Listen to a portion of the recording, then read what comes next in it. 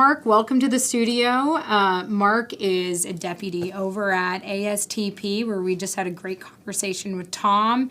Mark was also the architect of some of the biggest wins in Trump 1 over at HHS, including the $35 insulin for seniors. That's something that we hear a lot about in the former administration, but I think it's important to note that this was a policy win that was accomplished under the first Trump term for seniors, and Mark was just telling me a little bit more about that. So maybe first, what are some of the wins from patient first wins that we've forgotten about a little bit from the first Trump term when you were serving? Sure. And thanks for having us. Yeah. So I think really transparency was a key theme in Trump 45, and really delivering price awareness, both on the insurance side and then the hospital side. That one, I think if you look at Medicare Part D, so prescription drug coverage for seniors, we really saw premiums stabilize or decline each year. I think we've seen the opposite trend under the Inflation Reduction Act, unfortunately.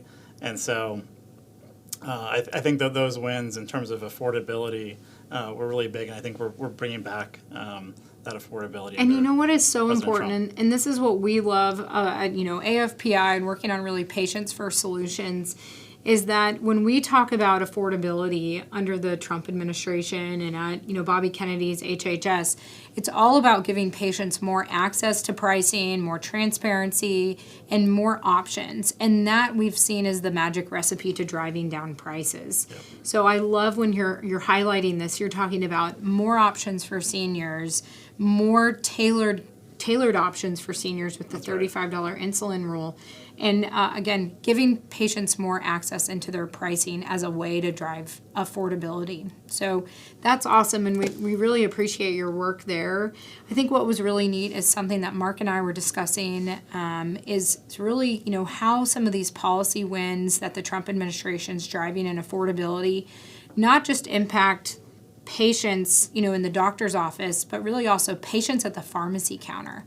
So can you talk a little bit more about how this rule will impact patients at the pharmacy counter? Yeah, would love to. So I think everyone's had the experience of showing up to a surprise bill, essentially at the pharmacy counter, where either the drug's not covered, the price is outrageous, and then really your day is ruined, the pharmacy is working on it, et cetera. So I'm a pharmacist, so I've gotten, unfortunately, to experience that more Probably times. A few dozen times. And no one's happy, and the person is sick. They're trying to treat something. So just reality for everyday Americans is sometimes our prescription benefit doesn't cover what we want it to cover, and the prescriber doesn't know up front, magically what does the insurance cover, and then what's the cost of that coverage. Right. So I think this regulation does what we would hope is a common sense solution. A very common sense which solution. Which is let's move that information up front.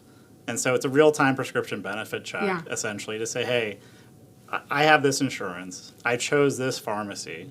And that's my choice as a patient. I can choose to go to my local independent pharmacy. I can choose to go to a larger community pharmacy. And then I'm really out there saying, okay, that's my pharmacy choice. This is my choice of prescription coverage, either through my employer or through Medicare or Medicaid or another insurance. And so those two things exist, and then really the prescriber can see, here's the drug I'm choosing for you, but here's the cost of that drug, and then here's alternatives. Yeah. So you've removed all of the guesswork, which is amazing, and really the hope. Yeah. And so and then you can see up front, have that conversation to say, that's not affordable for me, or really anyone. And can we try something else that leads to really a similar or the same clinical outcome without all the cost burden? And so I think when we talk about common sense affordability wins, this is a huge one. This is a huge one. I mean, this is, hopefully billions of dollars patient out-of-pocket costs just for the sheer, just by moving this information up front. And again, this is what I love about, what the Trump administration and Bobby Kennedy and the entire team at HHS is working on, because it's not about artificially lowering the price. It's about giving the patient more access to information so that they can find the cheapest price. I found Americans are very good shoppers. I know this from experience. I'm a very good shopper. And the more information I have, the better choices I can make. They'll be affordable for my budget. And so as a pharmacist, you're sitting here thinking, I will finally be able to, when I get to the counter, when I get it to my job, the patient comes up to me, they won't have a surprise bill at the pharmacy counter anymore. That's right. And so, No, and I think that's outstanding. And this is one of the huge wins that the Trump administration has taken now. This follows up on the work that Trump signed into law in the first term and what was a bipartisan win, which they removed gag clauses on pharmacists. Can you tell us, what was this gag clause on pharmacists? Sure. So really pharmacists were banned from talking through if a drug costs less money outside of the insurance plan rather than with the insurance plan. A lot of times pharmacies were gagged to say, here's a cheaper option. Wow. And so that goes into a lot of convoluted, policies. And so the Trump administration said that makes no sense to us. And changed it. Let's end that. That's amazing. And so banned gag clauses. Patients then could see, this is what this costs without my insurance. This is what this costs, on this insurance, and you can then choose again from an affordability angle. What makes sense. And that is incredible, because could you just imagine, as the pharmacist, and you're in a local community, and this is what a lot of people recognize about pharmacists. Yeah.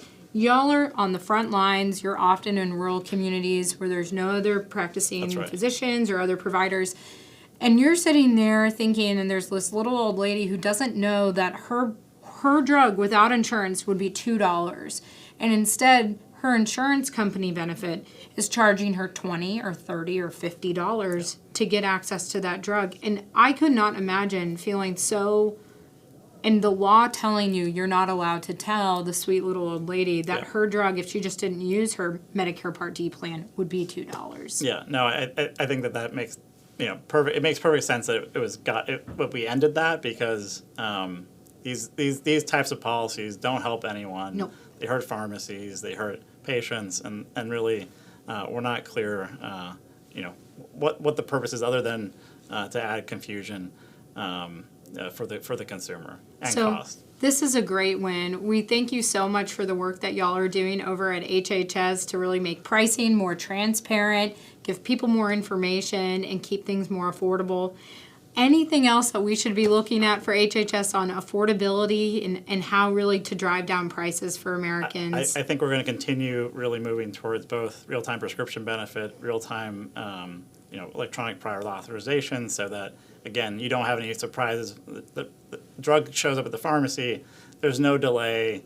You really get what your benefit allows for. You're not going, you're not hauling your butt over to the pharmacy and they said, the drug's out of stock. What are you doing over here? Yeah, so we're looking at inventory too, to see what other ways we can make American consumers more aware of their options to really to improve service. That's amazing. And access. And making the healthcare system a little bit easier to use. Yeah, an American hero. It's time for that.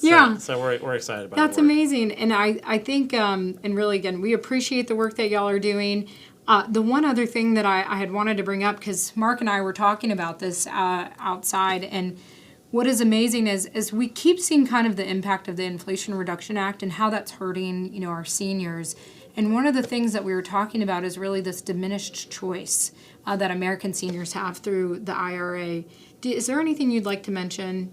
Yeah, so I think through, Dr. Oz and really the CMS leadership, this is a core issue that I know that they're facing, of how do we make sure that Medicare Part D continues to deliver, that premiums are brought within means that are the normal affordable for the normal American, without really subsidizing it unnecessarily. And so I think that looking at some of the policies that have been put in place, and then how do you bring those forward in 2027, I think is a core thing. We'll see our colleagues in CMS. And they're doing incredible work, and y'all are working really closely together. So thank you so much for coming to AFPI. So we love having you. We love talking about patients' first approach to healthcare. So thank you so much for listening and joining, and we really appreciate your time. We appreciate your focus. Yeah, absolutely.